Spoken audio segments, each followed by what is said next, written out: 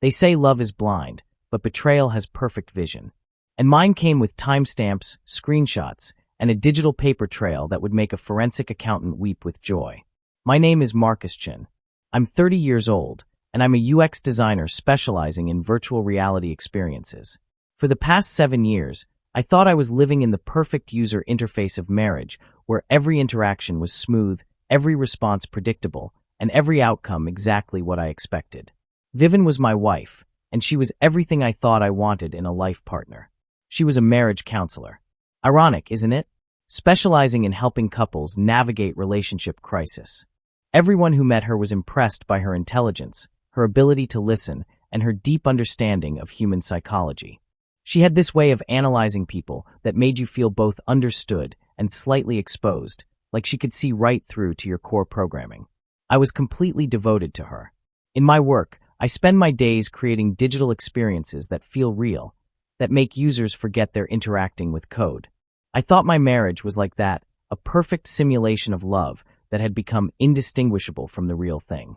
Vivian knew exactly what to say, exactly how to touch my arm when she wanted something, exactly how to make me feel like I was the most important person in her world. She was the kind of woman who would bring me coffee exactly how I liked it without me asking, who remembered every small detail about my day, who made our home feel like a sanctuary from the chaotic world of tech startups and impossible deadlines. We had our routines, our inside jokes, our shared dreams about the future. We talked about having kids someday, about buying a house with a garden where Vivian could grow the herbs she used for her evening teas. We had a social circle of creative types, artists, writers, photographers, people who value deep conversations and authentic connections. Or so I thought. The first sign something was changing came about 8 months ago. Vivian started mentioning Jasper Novak more frequently in our conversations. Jasper was a photographer we'd known for about 3 years. Someone who moved in our social circle and who had this brooding artistic persona that seemed to fascinate people. He specialized in intimate portraits, the kind where subjects looked vulnerable and raw, as if he captured some essential truth about them. Vivian began analyzing his behavior with the kind of professional interest she usually reserved for her most challenging clients. He's fascinating from a psychological perspective, she'd say over dinner, swirling her wine thoughtfully. There's this wounded quality to him, like he's carrying some deep emotional trauma that he channels into his art. I think he's attracted to me because I represent the kind of stability he's never had. At first, I thought it was just shop talk. Vivian was always analyzing people. It was her job, her passion, her way of understanding the world.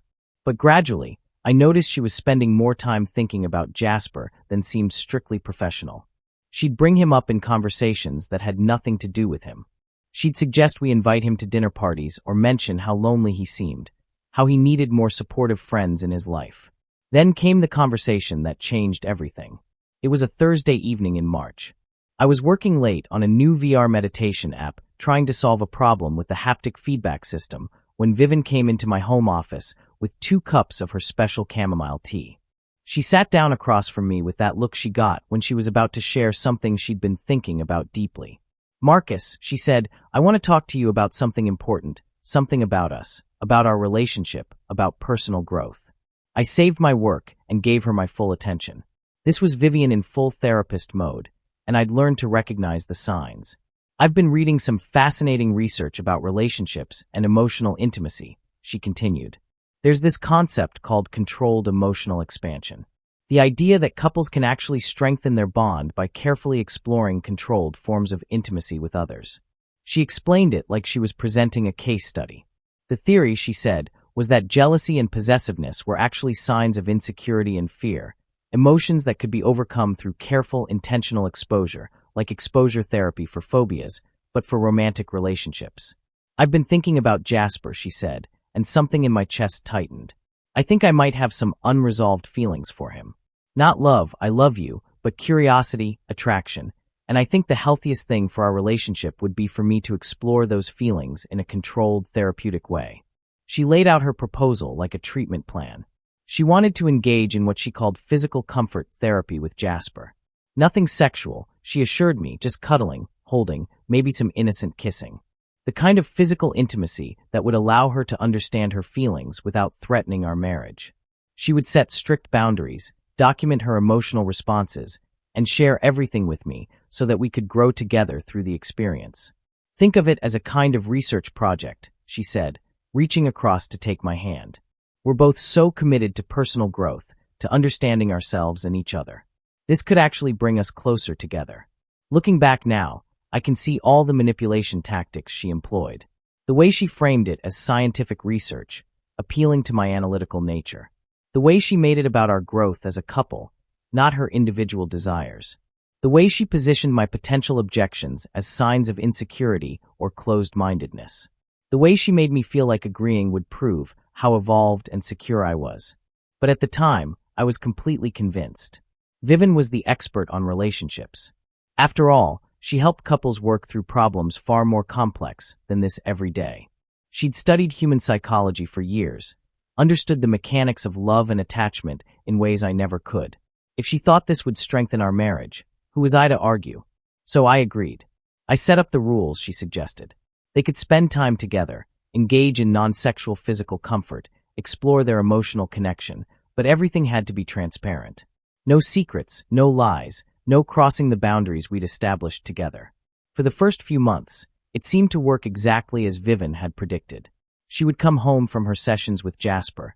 That's what she called them, sessions like they were therapy appointments, and tell me about their conversations, about how holding him helped her understand her own capacity for compassion, about how the experience was teaching her to love more freely and fearlessly.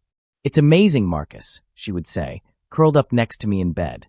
"I can feel my heart expanding. I'm learning that love isn't a finite resource. The more I give, the more I have to give. What I'm exploring with Jasper is actually making me love you more deeply." I believed her completely. More than that, I was proud of us. We were this enlightened couple who had transcended the petty jealousies and insecurities that destroyed other relationships. We were pioneers in a new kind of love, mature and secure and unafraid. But there were small things that bothered me. Little glitches in the user experience of our open relationship. Vivian started spending more and more time away from home. She bought new lingerie, but never wore it for me. She became more secretive about her phone, more protective of her computer. When I asked about these things, she had perfectly reasonable explanations. She was maintaining professional boundaries by keeping her therapeutic work separate from our marriage. She was being respectful of Jasper's privacy by not sharing every intimate detail of their conversations. The truth came to me through the most mundane possible circumstance, a bug in the VR app one was developing. I was beta testing a new mindfulness application, one designed to help users process difficult emotions through immersive meditation experiences. The app was supposed to sync with your phone to provide personalized content based on your stress levels and emotional state. But there was a glitch in the integration. Instead of pulling from my phone's health data, it started displaying text messages from other devices on the same Wi-Fi network. That's how I saw them. Message after message between Vivian and Jasper, a months-long conversation that revealed the truth about their therapeutic sessions. The messages weren't clinical discussions about emotional growth. They were explicit texts. Photos of Vivian in the lingerie she'd claimed she was wearing for self-confidence building. Detailed descriptions of what they wanted to do to each other when I wasn't around. But worse than the sexual content were the parts where they talked about me. "He's so naive," Vivian had written. "I can't believe how easy this was." I just had to frame it as therapy and appeal to his ego about being an evolved, secure partner. He actually thanked me for helping him grow as a person. "Poor bastard," Jasper had replied. "Do you think he actually believes you're just cuddling with me?" Marcus sees what he wants to see. He's like one of his VR programs. He lives in a reality he's created for himself. As long as I maintain the right interface, he'll never question what's actually running in the background. There were hundreds of messages, months of detailed planning about how to manipulate me, how to gradually push the boundaries of what I'd accept, how to use my love for her and my trust in her expertise against me. She'd been documenting my reactions not for our growth as a couple, but as a kind of case study in psychological manipulation. She shared screenshots of our conversations with Jasper, analyzing my responses like I was a subject in an experiment rather than her husband. The worst part was reading about how they'd involved our entire social circle in their deception. Our friends, the artists and writers and creative types I'd considered my chosen family, knew exactly what was happening. They thought it was funny. This elaborate performance art piece, where the successful tech guy got played by his therapist wife and her photographer lover. They had betting pools about how long it would take me to figure it out, about whether I'd ever grow a backbone and confront them. I sat in my office wearing a VR headset that was supposed to help people process trauma, reading evidence of my own humiliation in glowing text overlaid on a virtual meditation garden. The irony was so complete it felt scripted. But here's the thing about being a UX designer. You learn to see systems clearly. You learn to identify pain points, to understand user behavior, to recognize when an interface is designed to confuse rather than clarify. And as I read through months of messages, I realized that Vivian hadn't just betrayed me. She designed an entire user experience specifically to exploit my psychological vulnerabilities. She'd identified my core motivations, my desire to be seen as evolved and secure, my respect for expertise and authority, my tendency to intellectualize emotions rather than trust my instincts. Then she built a systematic approach to manipulate those motivations, complete with feedback loops and iterative improvements based on my responses. In my professional life, I help companies create products that users love. Interface is so intuitive and engaging that people can't imagine living without them. Vivian had done the same thing to our marriage. She'd gamified our relationship in a way that made me an unwitting player in her system, always working toward goals she defined without my knowledge. The realization didn't make me angry, not immediately. Instead, it made me curious. If I could analyze this manipulation like I would any other user experience, what patterns would I find? What would the data tell me about how to respond? So, I did what I do best. I started gathering information. I documented everything systematically.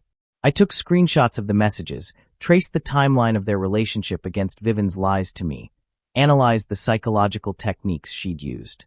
I created a comprehensive case study of my own manipulation, complete with user journey maps and behavioral analysis. I installed monitoring software on our home network to track their communications in real time. I used location data to map their actual meetings against the stories Vivian told me about where she was spending her time. I even created a simple machine learning algorithm to analyze the sentiment and emotional manipulation tactics in her messages to me. What I found was a masterclass in psychological abuse.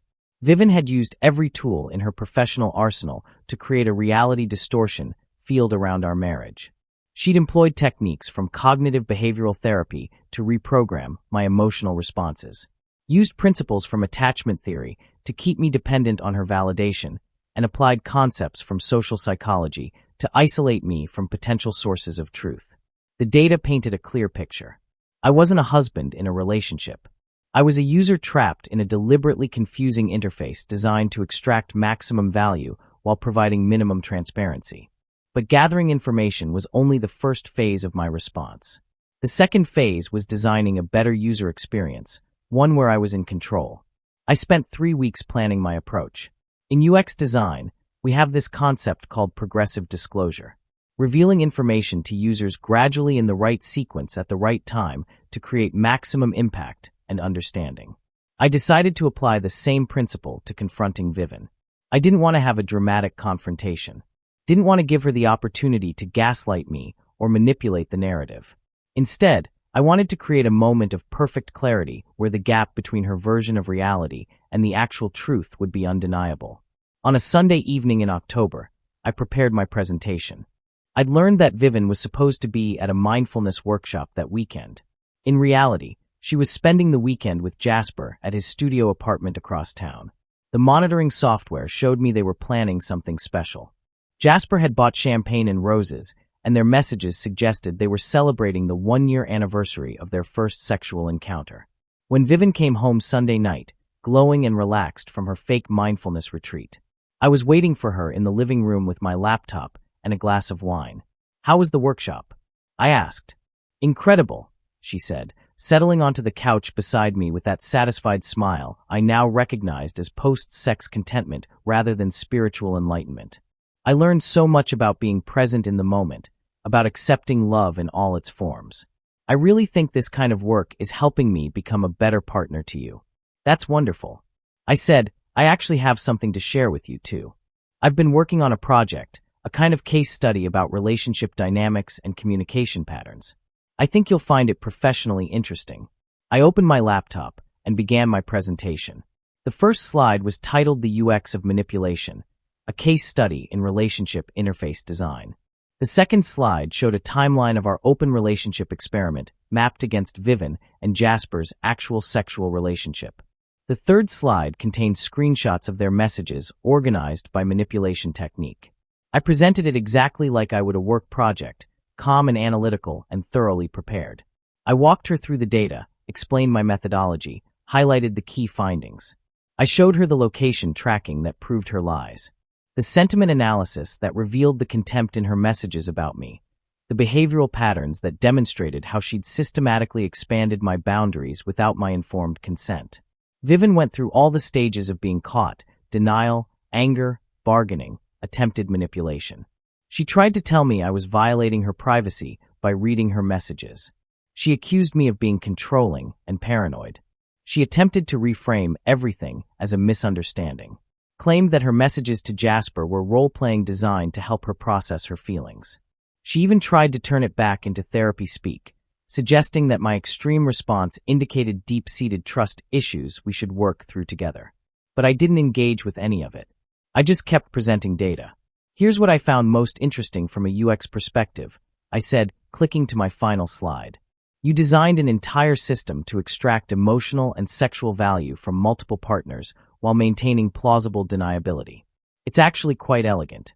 You identified your users' as core needs and motivations, then created an interface that made them feel like they were getting what they wanted while you optimized for your own goals instead.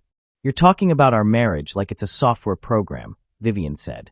And for the first time, she sounded genuinely shaken. That's exactly what I'm doing, I replied. Because that's exactly what you did to me. You turned our relationship into a system you could game. The conversation ended there, not with shouting or crying or dramatic declarations, but with a simple recognition that the product we'd been testing, our marriage, had failed its user acceptance criteria. The divorce proceedings were remarkably smooth. I documented everything so thoroughly that there wasn't much room for dispute. Vivian's lawyer tried to argue that my surveillance of her communications constituted harassment, but my lawyer countered that I'd only been monitoring my own home network and that everything I discovered was directly relevant to the dissolution of our marriage. More importantly, I'd prepared for this phase, too.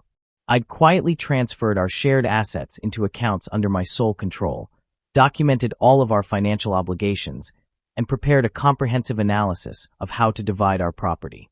I approached the divorce like any other project with clear objectives, defined timelines, and measurable success criteria. But the most satisfying part wasn't the legal victory. It was watching the social consequences unfold. See, Vivian had built her professional reputation on being a relationship expert, someone who understood love and commitment better than the average person. When word got out about how she'd manipulated her own marriage, and it did get out because I made sure it did, her credibility evaporated almost overnight. I didn't have to actively sabotage her career. I just had to let her colleagues and clients know what kind of person they were working with. I shared my case study with the state licensing board for marriage and family therapists, pointing out the ethical violations inherent in using psychological manipulation techniques on an unwitting spouse. I posted reviews on professional websites detailing my experience as her victim, always careful to stick to facts rather than emotional accusations. The response was swift and comprehensive. Several of her clients filed complaints when they realized they'd been getting advice from someone who couldn't maintain basic honesty in her own relationship. Her professional practice crumbled within 6 months. Jasper suffered consequences, too, though more social than professional. The art world, for all its pretensions about authenticity and truth, doesn't actually appreciate artists who prey on their friends' relationships. When our social circle learned the full extent of how they'd been manipulated, because yes, Vivian had been manipulating them, too, managing their perceptions and reactions to serve her larger deception, most of them cut contact entirely. The photographs that had made Jasper's reputation suddenly looked different when people knew they were created by someone comfortable with elaborate deceptions. Gallery owners started questioning whether his intimate portraits were actually exploitative rather than artistic. His bookings dried up. His social media following plummeted, and several of his previous subjects came forward with their own stories about how he'd violated their boundaries during photos. As for me, I channeled everything I'd learned into my work. I left the VR company and started my own consultancy, focusing specifically on ethical design practices and user protection. My case study of my own manipulation became a cornerstone presentation in my speaking repertoire. Anonymized, of course, but powerful in its demonstration of how interface design principles could be used to exploit rather than serve users. I specialized in helping companies identify and eliminate dark patterns from their products. Those subtle design choices that trick users into behavior that serves the company rather than the user. It turned out that my experience as a victim of systematic manipulation had given me unique insights into how these systems work and how to build better alternatives. My business grew faster than I'd ever imagined. Companies were desperate for consultants who could help them avoid the kind of user exploitation that was becoming increasingly controversial. My personal experience gave me credibility that no amount of academic training could match. I wasn't just theorizing about manipulation. I'd lived it from the inside. More personally, the experience taught me to trust my instincts in ways I never had before. I learned to recognize the difference between genuine connection and performed intimacy, between authentic vulnerability and strategic emotional display. I got better at identifying people who saw relationships as systems to optimize rather than connections to nurture. I started dating again about a year after the divorce was finalized. But this time, I approached relationships with the same analytical toolkit I brought to my professional work. I paid attention to behavioral patterns, looked for consistency between words and actions, watched for signs that someone was trying to manage my perceptions rather than share their authentic self. It wasn't cynicism, it was discernment. I still believed in love, in partnership, in the possibility of building something beautiful with another person. But I also understood that love, like any other human experience, could be counterfeited by someone with the right skills and wrong intentions. The woman I'm seeing now is named Elena. She's a data scientist who works in healthcare developing algorithms to help doctors make better treatment decisions. What I love most about her is her commitment to transparency, her instinctive understanding that trust requires truth. She shows me her work, explains her thought processes, shares her uncertainties and mistakes as readily as her successes. When I told her my story, the full story, including all the ways I'd been manipulated and all the ways I'd responded, she listened without judgment and then asked thoughtful questions about how I'd learned to protect myself without becoming closed off. She understood that my caution wasn't about not trusting her specifically, but about having learned to evaluate trust carefully rather than give it blindly. It's like debugging code, she said. You're not paranoid when you test every function and check every input. You're just being thorough. Good relationships should be able to handle that kind of scrutiny. That was 8 months ago. Elena has never asked me to lower my boundaries or trust her more than my experience warrants. Instead, she's consistently demonstrated her trustworthiness through her actions, building a foundation of evidence that my analytical mind can accept and my heart can embrace. We've talked about marriage, about whether I'll ever be ready for that kind of commitment again. The honest answer is that I don't know. The interface of traditional marriage, the assumptions about trust, the social expectations, the legal entanglements still feels risky to me. But I'm open to designing something different, something custom-built for who we actually are rather than who we think we're supposed to be. Sometimes people ask me if I regret agreeing to Vivian's experiment in the first place, if I blame myself for being naive enough to fall for her manipulation. The answer is complicated. Do I wish I'd never experienced that betrayal? Of course. Do I wish I'd been smarter, more skeptical, better at protecting myself? Absolutely. But I also recognize that the person I was then, trusting, optimistic, willing to believe in people's good intentions, wasn't wrong to be that way. Vivian was wrong to exploit those qualities, but the qualities themselves weren't flaws. What happened to me could happen to anyone who loves someone skilled in manipulation, therapists, salespeople, politicians, marketers. There are professionals in every field who understand human psychology well enough to override people's natural defenses. The solution isn't to become incapable of trust, but to become better at distinguishing between people who earn trust and people who manufacture it. In my work now, I often encounter products that are brilliantly designed to exploit user psychology, apps that create artificial urgency, websites that make cancellation deliberately difficult, services that use social pressure to prevent customers from leaving. The people who build these systems aren't necessarily evil. They're often just optimizing for the wrong metrics, measuring success in terms of user engagement rather than user welfare. But the effect is the same as what Vivin did to me. They create experiences that feel good in the moment, but ultimately serve the system rather than the user. And like my marriage, these exploitative relationships can persist for years before users realize what's actually happening. The difference between ethical design and manipulative design isn't always obvious from the outside. Both can create engaging experiences. Both can make users feel satisfied initially. The differences in the underlying intention.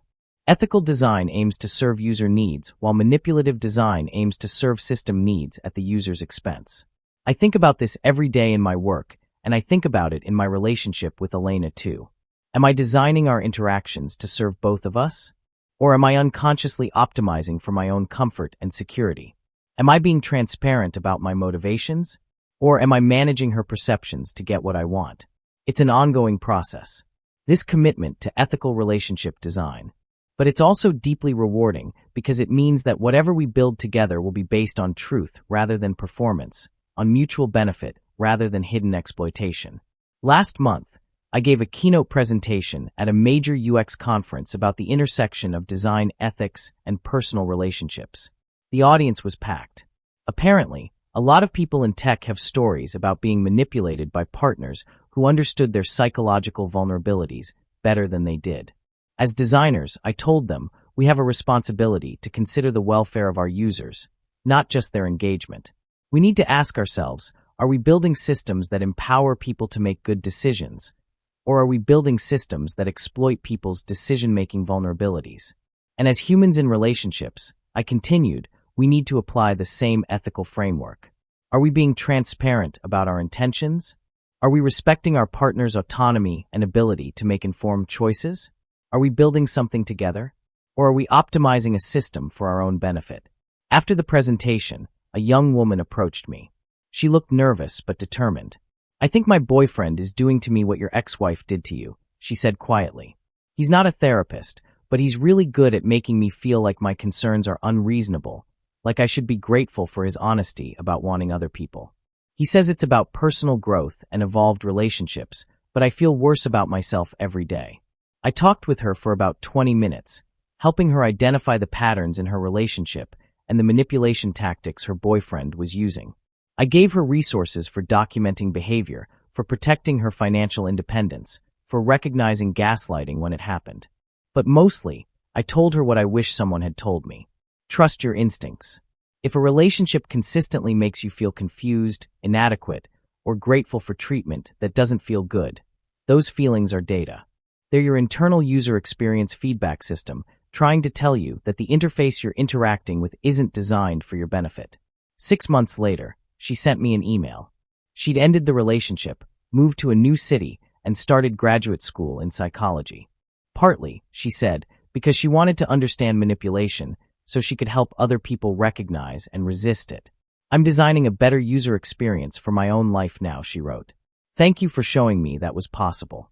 That email is framed on my office wall now, next to my UX design certifications and a photo of Elena and me hiking in the mountains. It reminds me that the most important design work we do isn't on screens or apps or digital products. It's on our own lives, our own relationships, our own boundaries and expectations and standards for how we deserve to be treated. As I write this, it's been almost 2 years since my divorce was finalized. Vivin and Jasper are no longer together. Apparently, their relationship fell apart once they didn't have the excitement of deception to sustain it. Vivin has moved to another state and is working in corporate training rather than therapy. Jasper is doing commercial photography for real estate listings. Neither of them has reached out to me, which is exactly what I prefer. I don't hate them anymore. Hate, I learned, is just love with inverted values. It still gives the other person power over your emotional state. Still makes them the center of your attention. Instead, I feel toward them the way I feel toward a poorly designed app I've deleted from my phone. Mild irritation when I remember it existed, but mostly just relief that it's no longer part of my daily experience. The scars are still there. I'm more cautious now, more analytical about people's motivations, quicker to notice inconsistencies between what people say and what they do. Some people might call that damage, but I prefer to think of it as an upgraded operating system, one with better security features and more robust error-checking protocols. Elena teases me sometimes about my tendency to analyze our relationship dynamics, but she does it with affection rather than annoyance. "You're like a user experience researcher for love," she said once after I'd spent 20 minutes explaining why I thought our communication patterns were improving. "Is that weird?" I asked. "It's perfect," she replied. "I want to be with someone who pays attention, who notices patterns, who cares enough to optimize for both of us instead of just himself." That's the thing I've learned about healthy relationships. They can handle scrutiny. They get better under examination rather than worse. The people who object to transparency, who insist that analysis kills romance, who claim that love requires blind trust, those are usually the people who have something to hide. Real love, ethical love, love that's designed for mutual benefit rather than unilateral exploitation. That kind of love welcomes questions.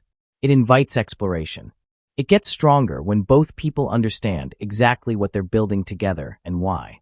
Sometimes I wonder what would have happened if I'd never found those messages. If the VR app hadn't glitched and revealed the truth, would I still be living in Vivian's carefully constructed reality?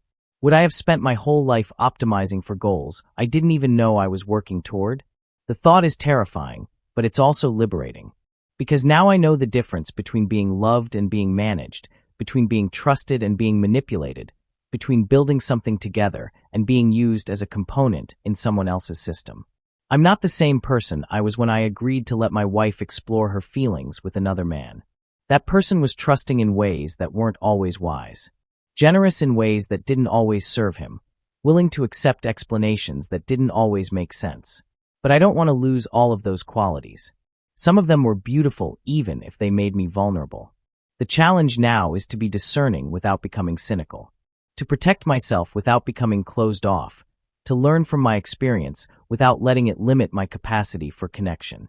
It's the most complex design challenge I've ever faced.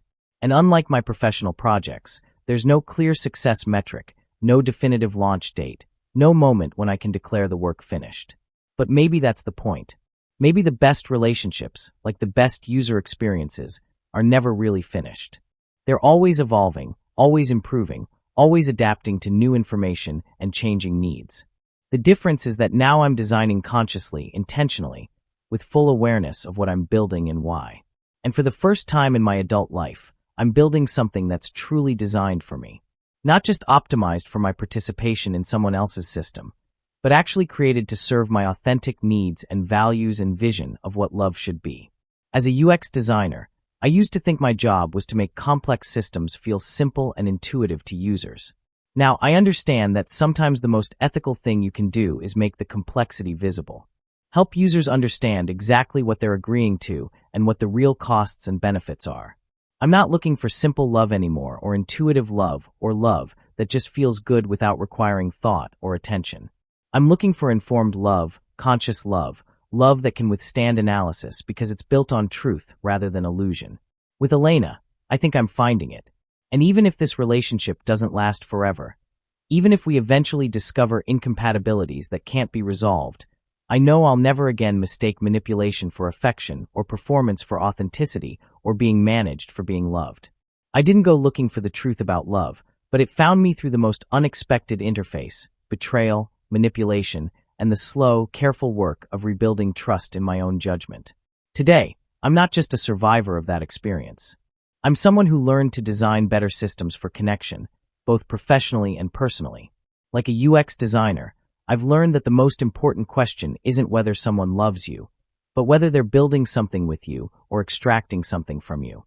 The interface of love should serve both users equally, create value for everyone involved, and become more transparent rather than more mysterious over time. That's the kind of love I'm building now. Not perfect love, but honest love. Not effortless love, but intentional love. Love that's designed for mutual flourishing rather than unilateral exploitation. Marcus's story reminds us that even the most sophisticated manipulation can be unraveled with clarity and self-awareness. Typing Truths community. Have you ever had to redesign your life after a betrayal revealed hidden truths? Share your experiences. Your stories of rebuilding could inspire someone else to trust their instincts and create better connections.